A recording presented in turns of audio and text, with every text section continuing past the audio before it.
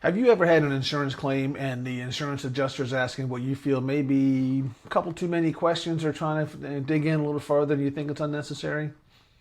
Hi, this is Jerry Nicklow, Real Insurance Talk with Huff Insurance.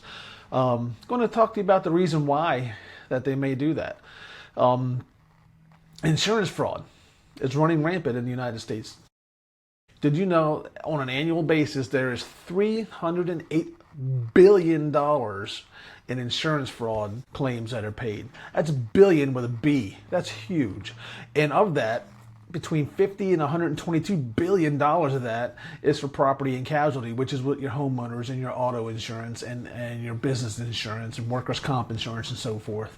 So we're talking about $100 billion of insurance fraud every year. So yeah, sometimes if the claim is a little questionable, the insurance company may take a little more time to dig in and verify everything's correct. They're not doing it because they think you're dishonest. It's just, unfortunately, the bad apples have spoiled it for everybody. So they got to look at everything with a little bit of questioning. And I don't blame them. I mean, that's billions of dollars. And insurance fraud's not something to take lightly. So what is insurance fraud, you might say? Well, insurance fraud occurs when someone intentionally provides false information or misleading information to receive money or benefits from an insurance.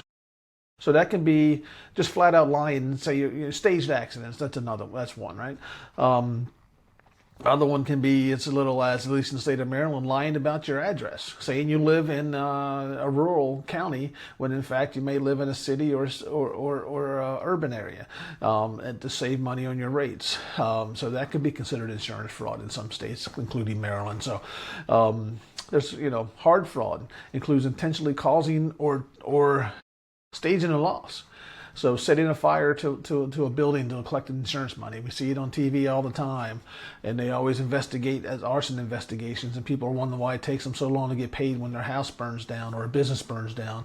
It's because they got to investigate, because there are bad apples out there trying to take advantage of the system. And there's soft fraud, which somebody exaggerates a legitimate claim.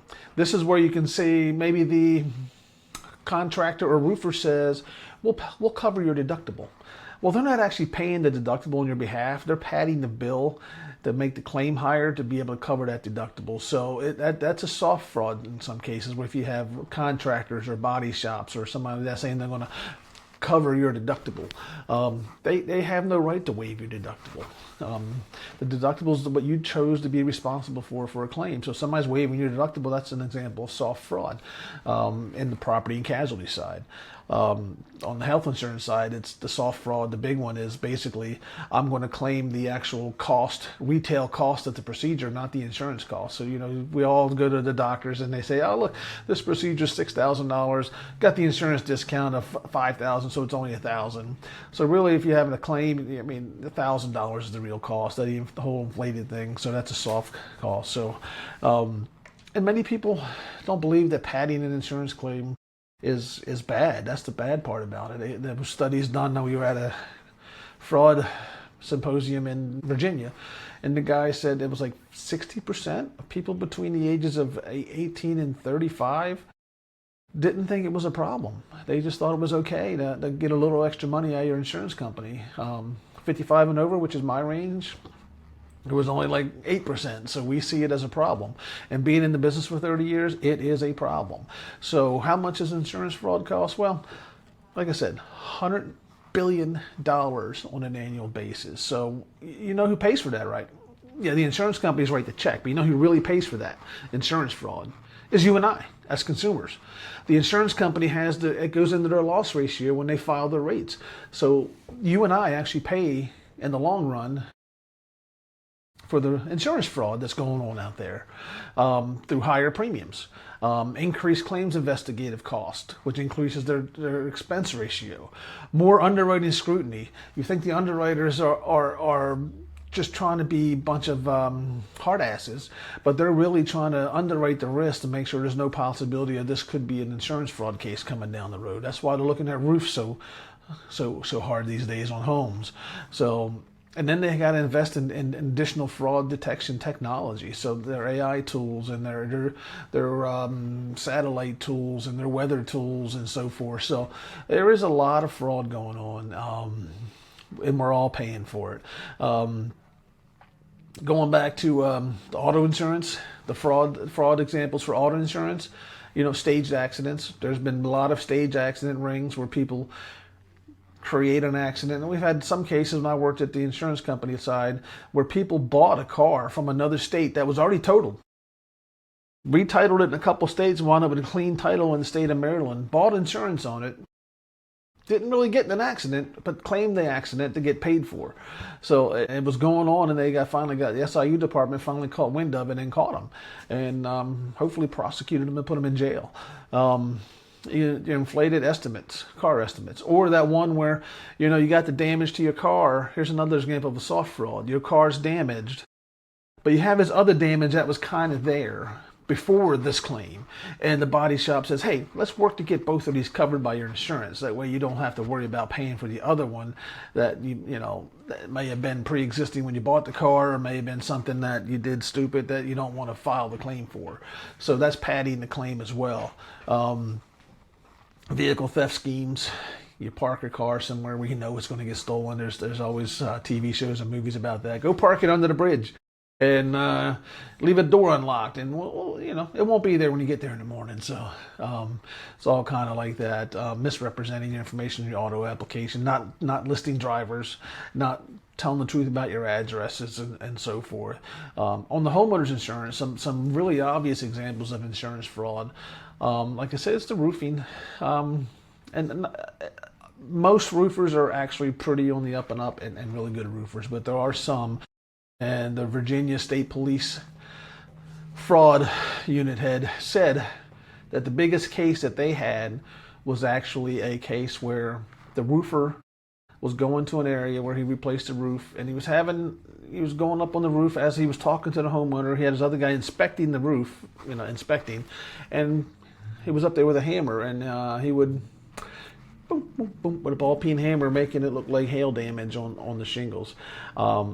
And then reporting it to the insurance company. He'd go out after he knew a storm came through a week or two ago and go up, we've seen it, the ones that go up and down the road trying to replace everybody's roof.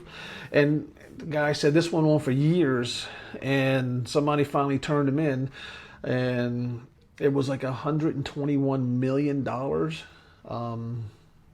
of insurance fraud over the years that he did. So it was crazy. That was huge. He said it was the biggest case he's ever worked on and seen and actually gotten prosecuted. So for worker business insurance, insurance fraud, we've all seen the workers' comp fraud cases. A couple things can happen, right? You hurt yourself on the weekend playing ball, working around the house, and you go into work on Monday, pick up that box. Oh, my back hurts. I hurt my back at work, to try to get it covered on a workers' comp. And that is unfortunately hard to prove, and we've all probably known somebody who's done that, or suspected, not known, because if you actually know somebody does insurance fraud, you're required to report it to the insurance fraud division, to either of your state police department like in Virginia or the Maryland Insurance Commissioner in Maryland. Exaggerating workplace injuries, saying that the soft tissue injury is worse than it is, and I got to miss so much more work than I really had to. Collecting disability or workers' comp, are still doing side work other places. It's really frowned upon. And then the part we don't think about is the employers who are really not reporting or under-reporting payroll, or saying somebody's a contractor. We've talked about this before. Paying people as a contractor when they're really employees, and they really should be paying for their workers' compensation insurance. So, so just remember, small lies adds up, can make a difference. Companies are fighting it, and unfortunately, we all have to deal with it. So every claim we have, because of insurance fraud, is going to be investigated more thoroughly. Not just going to be writing checks and getting it over with. I think Lemonade came into the renter's insurance business and tried to say, we're going to settle things quickly. So they write a policy, there's something missing, you had to check the next day. Well, guess what? The fraud caught up to them. The fraudsters found out what was happening. They stopped making money hand over fist, and now they're coming through insurance agents trying to get policies through the agents, because they realize that it's not as easy as it seems. You don't just print money as an insurance company as people think. So companies are fighting insurance fraud. They're investing in stronger SIU departments. They're actually going to the legislators and making harder penalties for insurance fraud. Do you know the difference between a misdemeanor and a felony in the state of Maryland is like $200. So if you lie about something and it's $200, you can be convicted or prosecuted as a felony, and that can really affect you long term. But the things they look for is duplicate of multiple claims, similar claims. You get the same person having an accident every year, they're going to look at it. Suspicious repair invoices, where things are, you got rear-ended, but somehow something in the front of the car is messed up, and something like that. Identity fraud, that happens on the workers' comp side, but more on the medical side.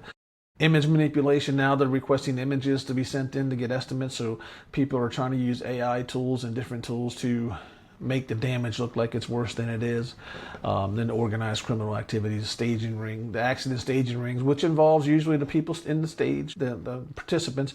It usually involves some attorneys and maybe even some medical providers that are working for some attorneys. So again, a lot of these professionals are very credible and deserve your trust, but there are some that do cause issues with that. So again, why insurance fraud matters to you?